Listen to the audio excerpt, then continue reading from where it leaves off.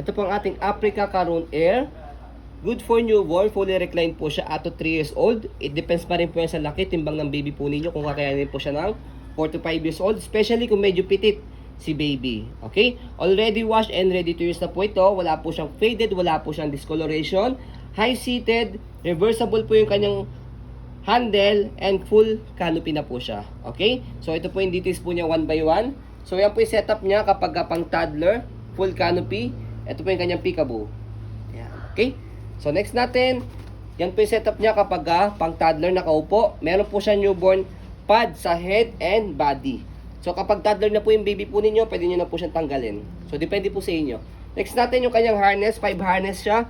Safe na safe kay baby. Yung kanyang belt lock, wala po siyang putol. Ayan.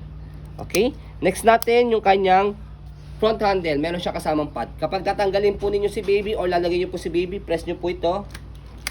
Ayan. Okay? So, next natin yung kanyang pagkakahiga. So, yan po yung setup niya pagkakaupo. Higa natin. Sa likod siya ina-adjust. Mamaya, papakita po namin sa inyo. Ayan. Okay? So, next natin yung kanyang footrest. Tapakan ng paa. Sa kanyang gulong. Ayan. Okay? So, as you can see, meron siya ritong lock. Okay? So, easy to maneuver. Pag ilalak nyo po siya, ang purpose niyan, sa kanya inaantok or nakatulog si baby po ninyo, hindi na siya nag-swivel. Naka one way na lang po siya. Okay? Pwede nyo po siya ihele. Yan. Next natin yung kanyang body frame sa right side. Sa left side. Ayan. So, ang brand new price po nito para may idea po kayo, 20. nasa 20,000. Pero we're selling this as budget meal stroller. Yan. Yet, branded. Okay? So, next natin yung kanyang gulong sa likod sa kanyang stopper niya. Ayan. Okay? Next natin, yung kanyang likuran, yung basket niya, okay? So, dito po siya ina-adjust kapag gusto niyo po siyang iupo or higa. Yan. So, pagka gusto niyo po siyang iupo, atakin niyo po itong dalawa. Ayan. Pagka higa naman po, shoot niyo lang po yung daliri niyo rito and then pull down. Ganoon lang siya kadali. Okay? So, next natin, yung kanyang body frame sa, dito muna sa handle. Ayan. So, check natin yung may tear. Wala naman siyang tear. Next, yung kanyang body frame sa right side.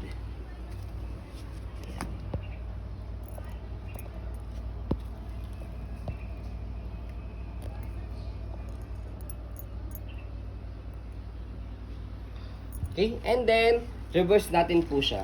So, sa pag-reverse sa kanya, dito po sa side, left and right, angat nyo po ito and then shoot nyo rito. Ayan.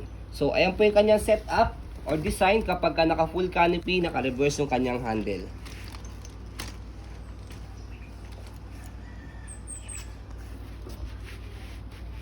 Ayan. Okay? So, this Africa stroller, isa po siya sa pinakamagang dahil Africa Air nga po siya, Caron Air. Around 4.5 to 5 kg lang po siya. So, napakadali niya lang i-open sa i-fold. So, try natin. Dalit lang natin yung kanyang handle. Fold yung canopy. So, one hand fold, one hand open. Kahit hawak nyo po si baby, kayang-kaya nyo po siya. So, kailangan, una, ayan, naka-fold yung canopy niya. Sa handle, naka-unlock, naka-color wide. Press nyo po ilalim and then, angat yung likod and then pull down. Ganun lang siya kadali. Okay, kapag i-open, same procedure. Naka-unlock, press yung ilalim, angat yung likod, and then buka. See? Less hassle sa pag-open at pag-fold. So, ayun po, as you can see, very details po kami sa aking pag-video. Kasi amin siya policy, no refund, no exchange, what you see is what you get. So, ayun po, maraming salamat. Have a nice day and God bless po.